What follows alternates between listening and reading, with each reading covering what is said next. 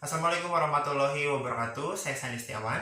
Pada video kali ini saya akan membahas mengenai mata kuliah teknik pembentukan logam, terutama pada submateri forging. Nah, lalu apa sih yang dimaksud dengan forging itu? Sebenarnya, forging merupakan suatu proses pembentukan logam dengan cara ditempa. Nah, proses forging ini bisa dilakukan secara konvensional maupun secara otomatis atau elektrik dengan menggunakan bantuan pneumatik maupun elektrik, yaitu dengan menggunakan listrik. Nah, proses forging ini dibagi menjadi beberapa jenis diantaranya, yaitu yang ada yang disebut dengan hammer forging, drop forging, press forging, swagging, upset forging, dan juga roll forging. Nah, lalu apa sih yang dimaksud dengan yang telah disebutkan tadi? Mari kita bahas bersama-sama. Yang pertama adalah hammer forging. Nah, hammer forging di sini merupakan suatu proses pembentukan material menjadi suatu benda dengan cara ditempa menggunakan palu. Nah, biasanya proses ini dilakukan secara manual dan memakan waktu yang cukup lama.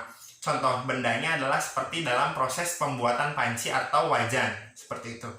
Pada proses itu, material atau lembaran aluminium akan ditempa menggunakan palu, seperti itu, sehingga akan membentuk suatu wajan atau panci. Nah, biasanya benda yang dihasilkan akan tergantung pada kemampuan atau keterampilan dari operator tersebut.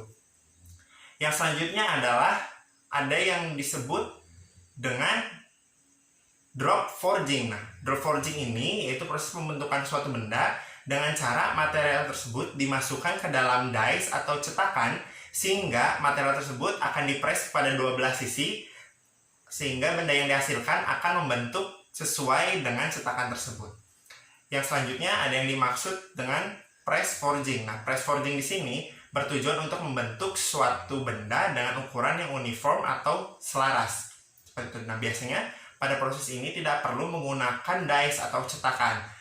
Dan hasil yang didapat adalah merupakan suatu benda yang memiliki luas penampang yang lurus atau datar. Yang selanjutnya ada yang dimaksud dengan upset forging. Nah, upset forging ini bertujuan untuk memperbesar diameter dari suatu benda. Jadi, material akan dimasukkan ke dalam cetakan, akan di handle oleh cetakan, lalu akan di-press atau didorong. Nah, dengan begitu benda akan meluas permukaannya. Itu akan terjadi deformasi pada benda tersebut yang mengakibatkan ukuran diameter akan membesar. Nah, yang selanjutnya adalah swagging. Nah, swagging ini kebalikan dari upset forging. Kalau upset forging bertujuan untuk memperbesar diameter, lain halnya dengan swagging. Swagging bertujuan untuk memperkecil salah satu diameter atau mungkin memperkecil diameter dari suatu benda tersebut. Nah, contohnya pada prinsipnya adalah si benda akan dimasukkan ke dalam cetakan lalu akan dipres gitu pada 12 sisinya sehingga akan menghasilkan suatu deformasi yang mengakibatkan diameter dari benda tersebut mengecil gitu. Baik itu kedua belah sisi maupun salah satu sisinya. Nah, benda yang dihasilkan itu bisa kita lihat dalam kehidupan sehari-hari, contohnya seperti tabung gas LPG ataupun tabung gas oksigen. Nah, kita bisa lihat pada salah satu sisinya akan memiliki diameter yang lebih kecil daripada sisi yang lainnya. Dan yang terakhir ada yang dimaksud dengan roll forging. Nah, apa sih yang dimaksud dengan roll forging ini? Ada roll dan ada forging. Jadi ini sebenarnya rolling atau forging. Nah, roll forging ini termasuk ke dalam forging karena pada saat prosesnya akan terjadi suatu penekanan yang terjadi pada benda tersebut. Nah, apa bedanya dengan rolling sebenarnya? Nah, seperti yang kita ketahui, rolling pun memiliki beberapa diklasifikasikan menjadi beberapa jenis. Contohnya seperti gear rolling. Nah, gear rolling ini bertujuan untuk membentuk benda kerja menjadi berbentuk roda gigi. Nah, itu kan hasil yang didapat adalah berbentuk uniform atau sama. Lain halnya dengan roll forging. Nah, roll forging ini bertujuan untuk membentuk benda dengan ukuran atau bentuk yang beragam seperti itu.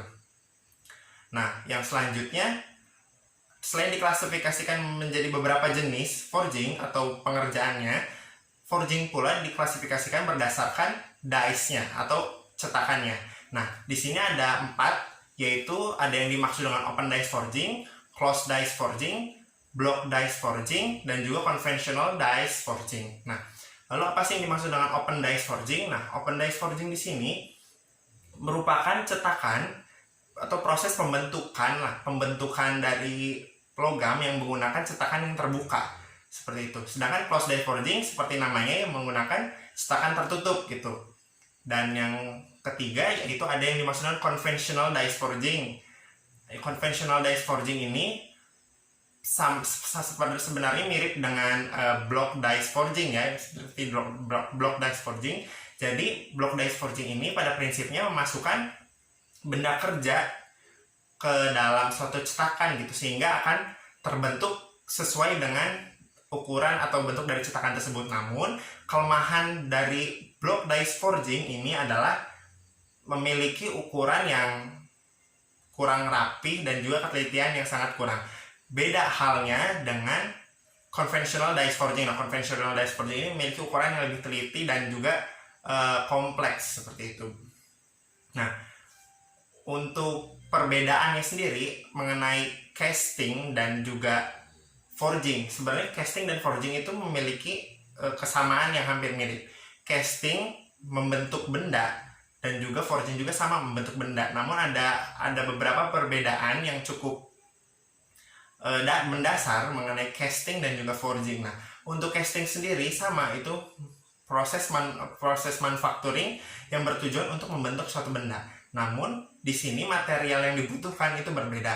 Kalau misalkan casting, material itu harus dicairkan terlebih dahulu untuk selanjutnya dimasukkan ke dalam dice atau cetakan dan ditunggu hingga mengering dan akhirnya akan menjadi suatu benda seperti itu yang sesuai yang diinginkan. Sedangkan untuk forging sama halnya, pembentukan atau proses manufacturing yang bertujuan untuk membentuk benda, namun bahan yang diperlukan di sini berbeda, tidak perlu dicairkan terlebih dahulu, melainkan secara langsung dan juga biasanya menghasilkan suatu material atau benda yang tahan terhadap beban kejut. Beda halnya dengan casting atau pengecoran.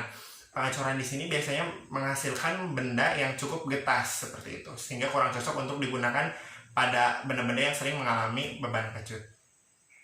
Dan hal ini mungkin bisa apabila diaplikasikan dalam kehidupan sehari-hari atau berkaitan dengan komersil, bisa diperhitungkan berdasarkan proses pengerjaannya. Apabila kita ingin membentuk suatu benda dengan cara forging dengan kekuatan tahan kejut, itu bisa dengan cepat pengerjaannya karena hanya menggunakan satu kali pengerjaan. Lain halnya dengan proses casting. Proses casting bukan berarti tidak bisa menghasilkan suatu benda yang tahan terhadap beban kejut. Bisa saja, namun harus ada proses tambahan lain. Setelah bahan itu dipanaskan, lalu dimasukkan ke dalam dice, lalu ditunggu hingga mengering, lalu selanjutnya harus dilakukan dengan heat treatment seperti quenching dan lain sebagainya untuk menghasilkan suatu benda yang ulet atau tahan terhadap beban kejut. Nah, dari proses tahapan tersebutlah yang mungkin memiliki biaya yang lebih mahal dibandingkan dengan forging seperti itu. Nah, mungkin cukup sekian pembahasan dari saya mengenai materi teknik pembentukan logam, terutama pada submateri forging. Semoga materi ini bermanfaat. Wassalamualaikum warahmatullahi wabarakatuh.